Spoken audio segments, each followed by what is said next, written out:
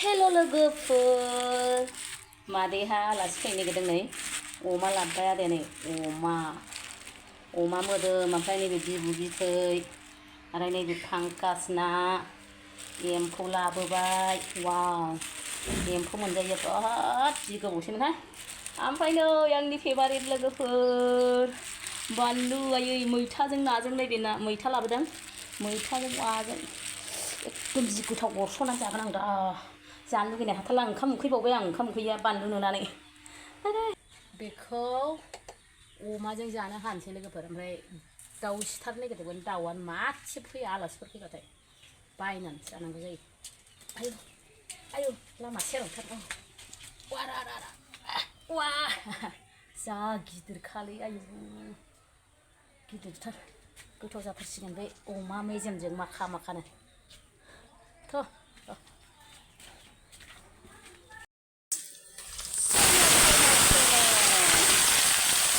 अमा बेदर बिबु बिथै संग्रोनोसै लोगोफोर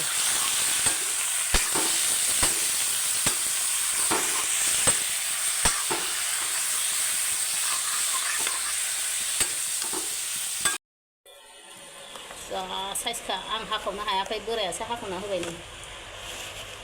मोजांखा मोदोम बरहानो खुमब्राया दे हाखावनानै होजोबदो ओमफ्राय आं हानोसै वाव खुमथाम खामथाम होनलायनायहाय ओमफ्राय आङो दै होनोसैबो बांद्राय एवथ्रोमला दै होनोसै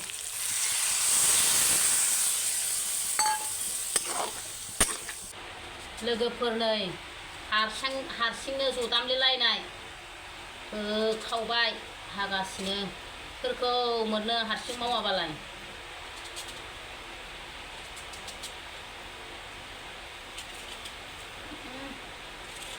ख्राक ख्राक ख्राक होनलायो जा मोजांखा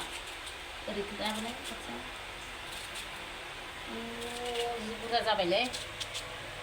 लोगोफोर नै एम्फौखौबो माबाबाय आङो बस'बाय नै बेबायदि खुन्दुं थानायाना जा गोथाव जायो बिदि खुन्दुं थानाया राखाब राखाबनो औ रस्ता मैथा एरग्लिनानै नाखौ एवनानै लाखादोंमोन नालाय होबाय आरो थख' थख' मादैया मेजेम गोनांखाय गेब्लेनो नागिरोहाय एबार मैथा मोननानैसो राखांसिगोन दे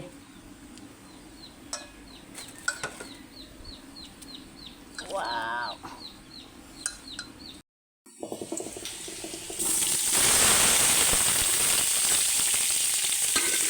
दिनैसो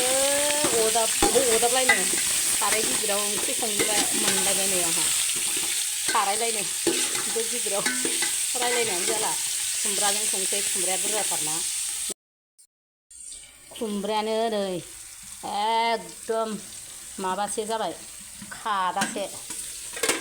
आरो बेदरा नै एवनाया जाबाय आंहा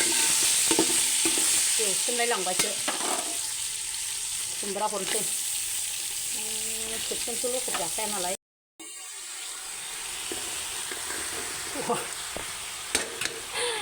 नै दोसे जाखाबाय नै दोसे आरो सैसे दंबावोसो ओमफ्राय लोगोफोर एम्फौआव आलुखौबो एम्फौ बादि हाना होसनबाय एसे मुजिनायनि दै होनोसै दै होनानै फोमोनसै आराम ग्रेभि संसै दैखौ होबावगोन दे लोगोफोर आंहा बेवाइ आलासि फैदों नालाय ओमफ्राय बिसोरथ' ओंखाम जाबाय बेवाइमोनहा ओमफ्राय बेवाइया बिदिनो माबा माबि होननानै जंखाय ओंखाम जागासिनो बे एम्फौनि बागै रायलाय आरो माने बस'नानै जाबा रसाबोनो ओमफ्राय गथायै एवबा रसाबा जाहैदों बेखौनो गावहा जि खोन्थागासिनो ओमफ्राय मोजां खोनायाखै आरो बेखौनो बुंनानै खोन्थानानै फोलायना होबाय आरो आं बिसोरो बैसोरो जाया रावबो बिदि दे बेवाइ जादो दे सना दे जों बिदि गथायै एवनानै जायोबा थावाबो सिङाव हाबजोबा नालाय संजोबा हाबजोबा लोगोफोर मादैया जानोसैलाय ओमफ्राय ओंख्रिया आं ओंख्रिफोरखौ एसेल' लाबाय ओमफ्राय बानलु बाथोन देदेरबाय आरो बानलु गोथांनो बे मैथा ना गोरान बानलु गोथांजों जानो ना आरो मैथा ना गोरान संबावबाय ना फांकासखौ जायासै आं आंनि नङा बेफोरो मैथाजों ना गोरानजोंखौ होग्रोथारसै गुदुंथार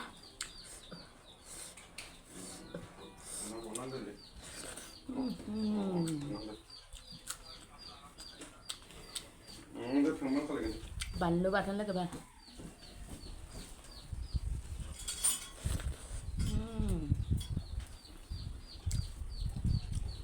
अमा बिथै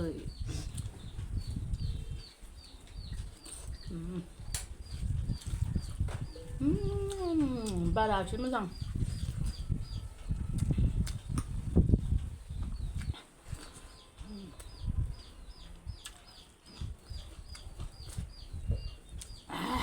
बानलु बाथोन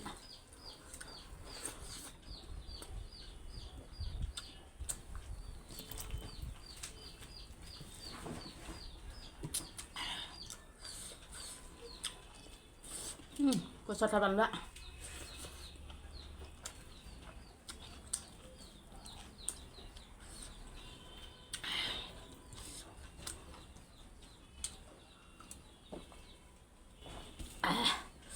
खुमब्राखौ जानो बाबाय आङो बेखायनो एसे खम लादों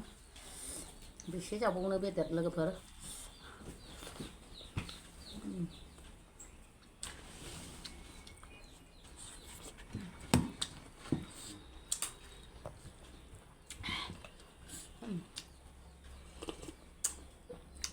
मैथा ना गोरान होनबाथाय बरिया मोनखायो आं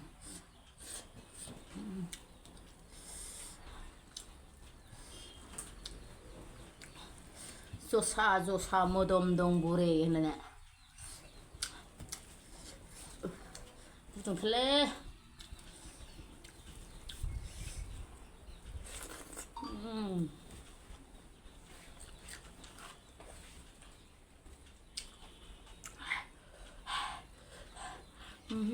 आलु बाबो जायो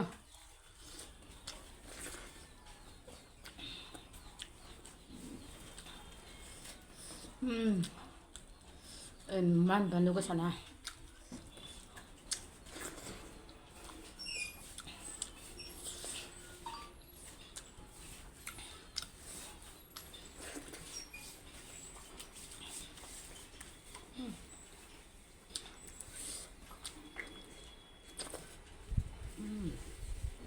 बांगाल सारि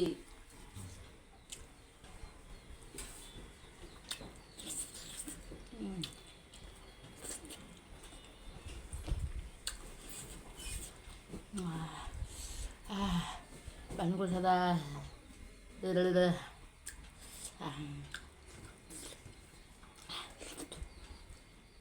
दिनै ओरैबायदि बानलु आलुदों मोनथिया नैबो गोसाथार दाना ला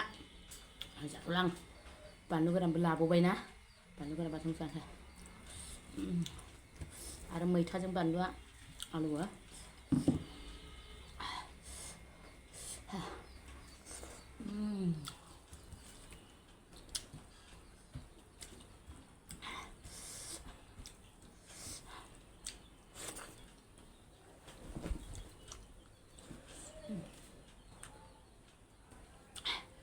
आयु मासे आलुखौ बिराद दिनैलाय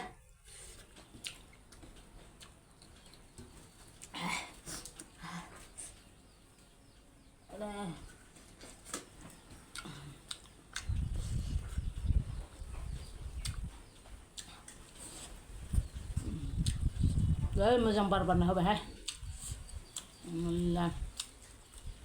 दिनैहाय कार्तिक मास हाबबाय नामाब्रा दिनैथ' नङा जिखुनु जाया कार्तिक मास आसिन मास होननाया कार्तिक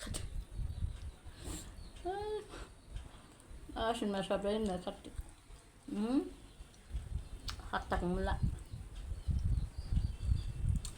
आसिन हाबखोना माखै खोन्थाहरदो कमेन्टआव माइखौनो गायना मोनजालाबा बावलांबाय भाद्र जोबखोना माखोसो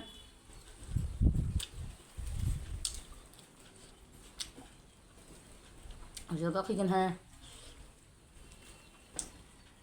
दिनैसो इंराजिनि खय थारिख 30 ना 31 एक नामा ना माथाय आं मिथिला लोगोफोर बिदिखौ खोन्थाहरदोल' आसिन मा साबखो ना माखा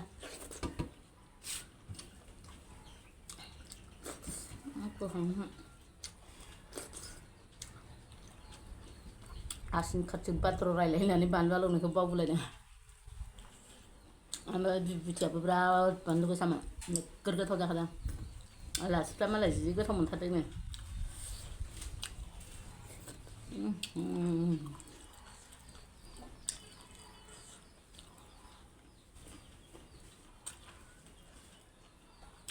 ओमफ्राय लोगोफोर जोबजासिम नायनायनि थाखाय रोजा रोजा साबायखर